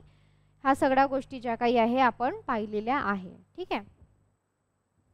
आता बघा, पंढरपूर वर्णन, तुळजापूर वर्णन, गिरीच्या व्यंकटेशाचे वर्णन, बार्शीचा भगवंत. तर ह्यावरील लावण्या महाराष्ट्रभर कीर्तने करताना घडवलेल्या प्रवासात रामजोशींनी लिहिलेल्या दिसतात की ते तीर्थक्षेत्र करताना फिरताना आपल्याला माहिती आहे महाराष्ट्र त्याच्यामध्ये भरपूर म्हणजे तुम्ही जाईल त्या गावामध्ये आपल्याला तीर्थक्षेत्र पर्यटन जे काही आहे ते तुम्हाला दिसून येतं. ठीक आहे. म्हणजे पंढरपूर आहे, बऱ्याच ठिकाणी तुळजापूर असेल. तर मग असं प्रवास करता करता त्यांना जसं जसं सुचलं त्यांनी तसं तसं लिहिलेलं आहे. आता रामजोशी यांनी उपदेशपर लावण्यासुद्धा लिहिलेल्या आहेत. उपदेश जसं की आपल्याला फटका, फटका कोणाचा? अनंत फंदी, अनंत फंदीचा फटका. फ वरून फटका, फंदी, फ फ फ कॉमन घ्यायचं. म्हणजे आता कधी कधी आपल्याला लक्षात राहत नाही. आता हे बघा, असा एक भ्रम जो आहे तो मनातून काढून टाकायचा आहे. कोणता भ्रम सांगते की बऱ्याचदा असा भ्रम होतो. भ्रम म्हणजे काय की समजा काय म्हणू शकतो की हां आम्ही वाचलं शिकवलं तर मग आता आठवत नाही आहे, मग आम्हाला आठवणच राहत नाही असं नाही. असं नाही, कोणालाच आठवण नाही राहत पहिल्यांदा. त्याला तुम्हाला खूपदा वाचावं लागेल, 5, 6, 7, 8, 9 म्हणजे प्रत्येकाचा आकडा वेगळा असेल. तर अशा भ्रमामध्ये राहू नका की आम्ही एकदा वाचू दोनदा वाचू म्हणजे संपलं. तुम्हाला ते रिवाईज करावं लागेल, कारण आपली जी मेमोरी आहे त्याचे पण टप्पे आहेत. ते आता हे सगळं आपल्या मेमोरीमध्ये शॉर्ट टर्म बसेल. लॉंग टर्म काय जे सदैव लक्षात राहतात बऱ्यापैकी आपल्याला, ज्याच्याशी सारखा संपर्क येतो ते सुद्धा. आता तुम्ही आई शिकले लहानपणी, 1, 2, 3 पाढे शिकले, त्याला आपल्याला किती रटावं लागलं त्या सगळ्या गोष्टी. तर ह्या गोष्टी आपल्याला किमान 5-6 वेळा टप्प्याटप्प्याने, आज वाचलं, 3 दिवसानंतर वाचलं, 7 दिवसानंतर वाचलं, 15 दिवसांनी वाचलं, महिन्यानंतर सगळं रिवाईज केलं. तर ह्या गोष्टी ज्या काही हे अत्यंत अत्यंत महत्त्वाच्या आहेत आपल्याला. ठीक आहे, गॉट इट. तर त्याच्यामुळे फंदी, आता समजा लक्षात नाही राहील तर फंदी आहे. फंदीचा काय? फ, आणि मग फ वरून फटका, फ फ. म्हणजे तुम्ही असं तुमचे तुमचे सुद्धा लॉजिक लावून तुम्ही काय करू शकता, गोष्टी लक्षात. कधी कधी असं होतं की बापा वाचलं पण खूप कन्फ्यूज करणार आहे, गोंधळ होतो, आम्हाला कन्फ्युजन होतं मॅडम. पण तुम्हाला अशा काही काही ट्रिक्स ज्या काही आहे, टिप्स ट्रिक्स स्वतःच्या स्वतः शोधून काहीतरी कॉमन दिसतंय का, काहीतरी लिंक लागते का, मी काहीतरी अशी मजेशीर ओढ बनवू शकतो का. जसं की इंद्रधनुष्यातले जे काही रंग असतात, बरोबर आहे, तर ते क्रमाने सांगा असं असते. तर आपल्याला ते माहीत आहे, आपल्याला माहीत आहे भरपूर रंग असतात म्हणून आपल्याला हे माहीत आहे. पण ते ऑर्डरनुसार सांगायचे झालं तर मग कठीण आहे. आपण ते 7 वेळा वाचलं तरी आपल्याला खूप कन्फ्यूज होतं की बाबा आता कसं कसं लक्षात ठेवायचं. मग त्याच्यासाठी काय एक ट्रिक आहे, ते बऱ्याच जणांना माहीत आहे. ती काय आहे? ता ना पी ही नी पा जा. ताना पिही निपाजा, हे याला काही अर्थ नाही, पण हे असं ताना पिही निपाजा, ताना पिही निपाजा म्हणून म्हणून आता लोकांच्या लक्षात राहिलेलं आहे. तर इंद्रधनुष्याचे 7 रंग असतील. ठीक आहे. ता म्हणजे तांबडा, ना म्हणजे नारंगी, पी म्हणजे ही म्हणजे, नी म्हणजे, पा म्हणजे, जा म्हणजे. ऑर्डरनुसार म्हणजे सांगण्याचं तात्पर्य हेच आहे की काही गोष्टी नसेल राहत लक्षामध्ये तर तुम्हाला तुमचं काहीतरी असं ऑर्डर बिल्ड करायचं आहे. तर तुम्ही हे इंग्लिशमध्ये पण पाहिलं असेल, विबज्युअर म्हणतात त्याला, विबज्युअर.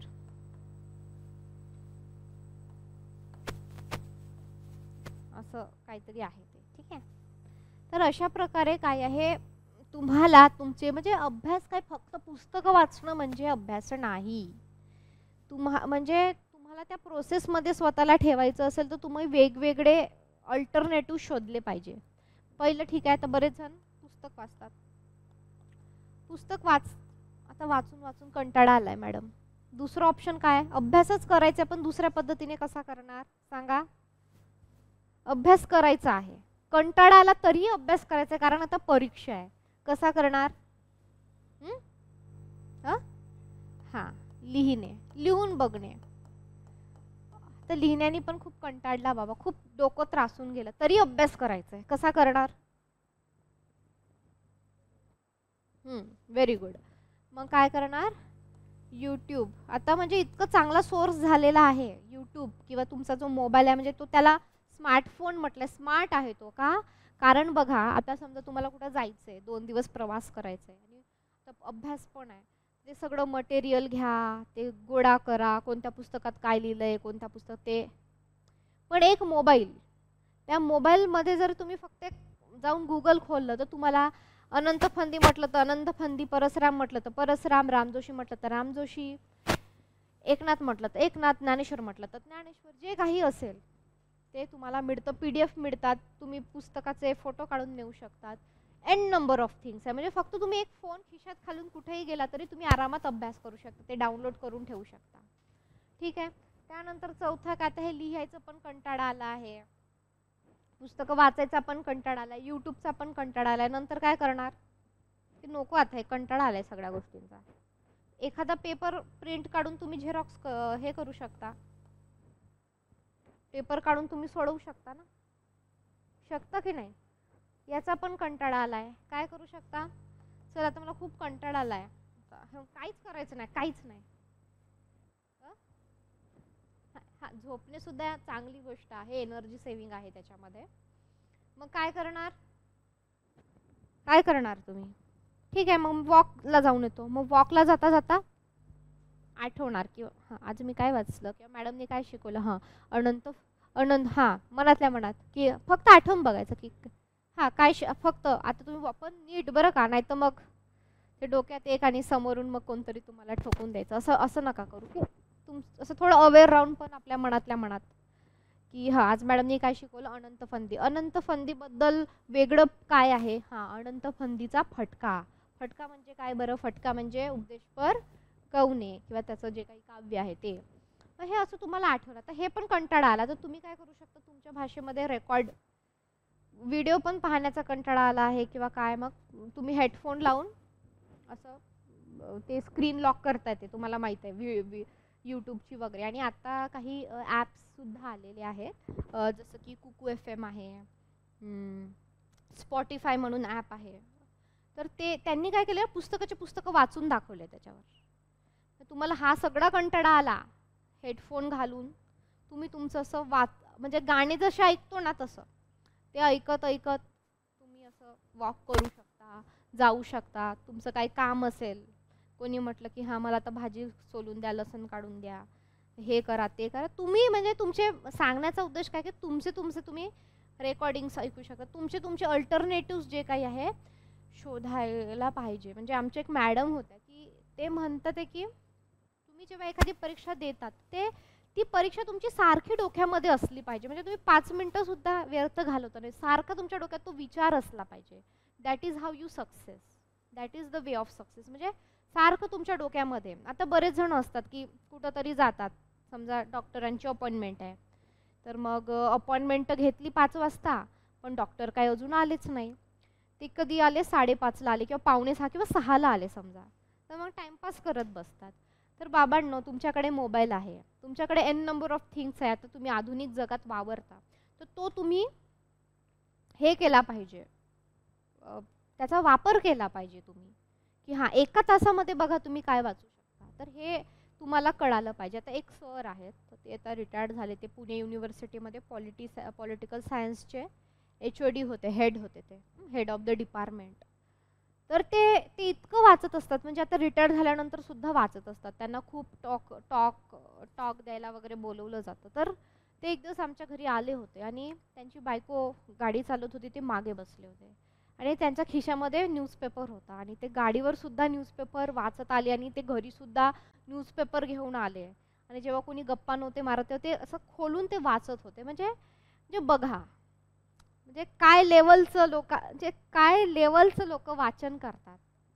म्हणजे इतकं एक्स्ट्रीम वाचन पण करतात. म्हणजे खूप काय काय काय काय प्रकार आहेत लोकांचे, की आता समजा मला वेळ आहे ना, चला मी 2 पेज वाचून घेतो. समजा आता कुठेतरी जातोय, 10 मिनिटं जरी बाकी आहे, हां आता माझं एवढं वाचायचं राहिलंय, टार्गेट होतं 2 पेज वाचायचं, 10 पेज, आता 2 पेजेस राहिलेले आहेत, पण तिकडे पण जायचं, पटकन पाहून घ्यायचं.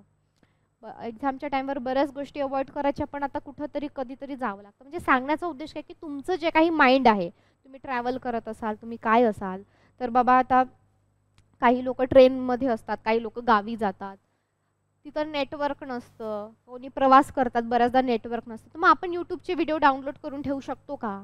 मोबाईलमध्ये आपण एक 10-15 फोटो काढून ठेवू शकतो का? किंवा असं एक पातळसं पुस्तक आहे, किंवा आता खूप असं बल्की पुस्तक आहे, पण आपल्याला ते 2-4 पानं खूप महत्त्वाचे, त्याची आम्ही झेरॉक्स काढून तेवढं 2-3 तासाचा जो काही प्रवास आहे, 5-6 तासाचा, त्याच्यामध्ये मी तेवढं कव्हर करू शकतो का? की कारणच देणार मग, की नाही मॅडम आम्ही हे करत होतो, मग आजारीच पडलो, मग असंच झालं, मग तसंच झालं. तर this is not going to work. आता परीक्षा जी आहे, जे परीक्षक परीक्षा घेतात तुमची, त्यांना काही लेणं देणंच नाही आहे ना, तुमच्या आयुष्यात किती प्रॉब्लेम आहे, तुमच्याकडे पैसे आहेत का नाही, तुम्ही आजारी पडले, हां मग तुम्ही आजारी पडले, आम्ही तुम्हाला पास करतो परीक्षेत, तुम्ही एक अर्ज लिहून द्या, आम्ही पास करतो, असं काही प्रकार आहे का सेट नेट किंवा कोणत्याही परीक्षेला? नाही. त्यांचं डायरेक्ट म्हणणं आहे तुम्हाला, की हे आमचे निकष आहे, ह्या निकषमध्ये तुम्ही बसा. मग तुम्ही किती गरीब असा, तुम्ही किती श्रीमंत असा, तुम्ही किती प्रवास करा, तुम्ही किती आजारी पडा, ते काही आम्हाला माहीत नाही. ठीक आहे, हे आमचे निकष आहे, हा तुमचे पेपर आहे 300 मार्काचा, आम्हाला 50% तुमच्याकडून मार्क अपेक्षित आहे, ते तुम्ही द्या, एनी हाऊ तुम्ही द्या.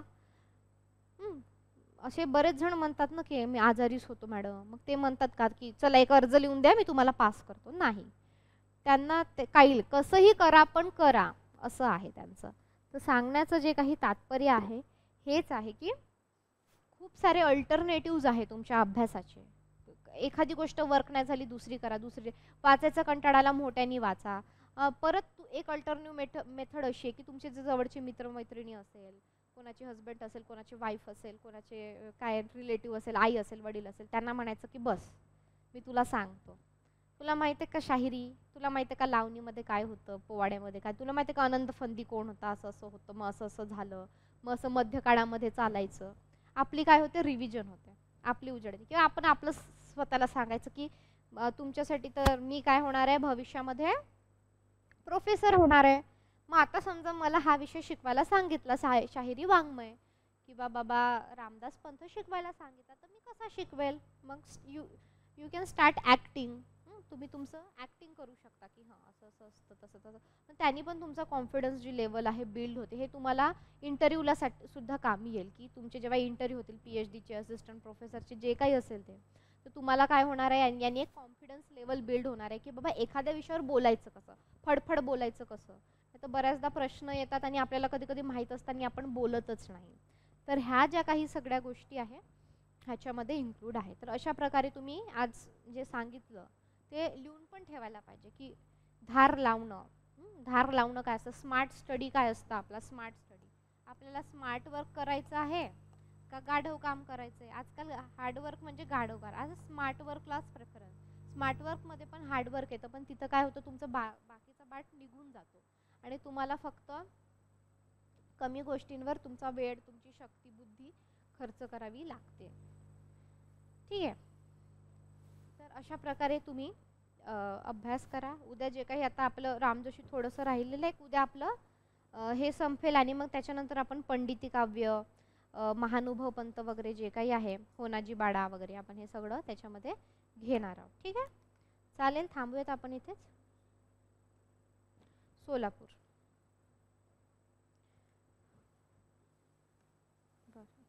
17व्या-18व्या शतकातलेच आहेत ते. आपण बघूयात थोडंसं त्यांचं काय आहे ते, त्यांचा कार्यकाल ना.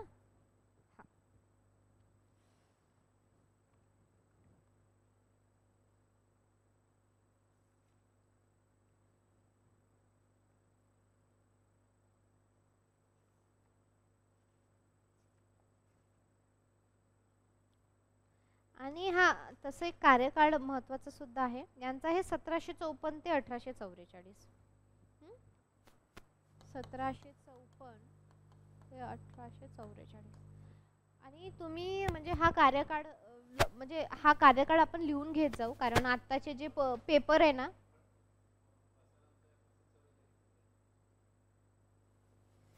राम जोशी का, एक मिनिट.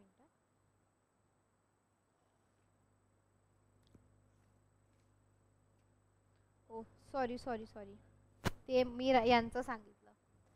1758 ते 1813. हे आपल्याला बऱ्याचदा अशा प्रकारे म्हणजे फक्त लक्षात ठेवायचं, आधी कोण नंतर कोण, आपल्याला कालानुक्रमे लावा असे प्रश्न जे काही आहेत ते विचारले जातात.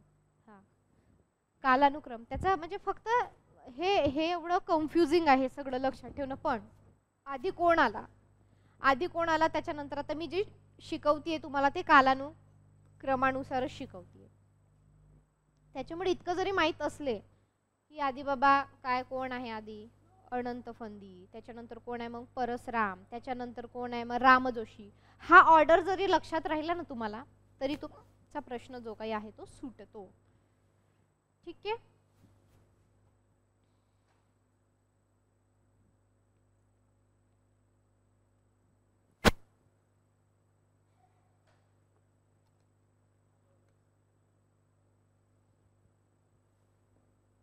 म्हणजे फक्त असं माहित राहिलं ना पहिला कोण, आता मी जसं शिकवते तुम्हाला काही पण ते ऑर्डर नुसारच असतं, तेवढं जरी माहित राहिलं ना आधी कोण नंतर कोण. कारण बघा हे दोन्ही आपण जर याचं पाहिलं नाही 17व्या-18व्या शतकातले आहे. ठीक आहे, काय फक्त एक 10-20 वर्ष मागे पुढे, 5-6 वर्ष मागे पुढे याच्यामध्ये होतं तुम्हाला. तर हे फक्त क्रम माहित असेल ना, आधी अनंत फंदी, नंतर परसराम, नंतर राम जोशी, इतकं जरी माहित असलं तरी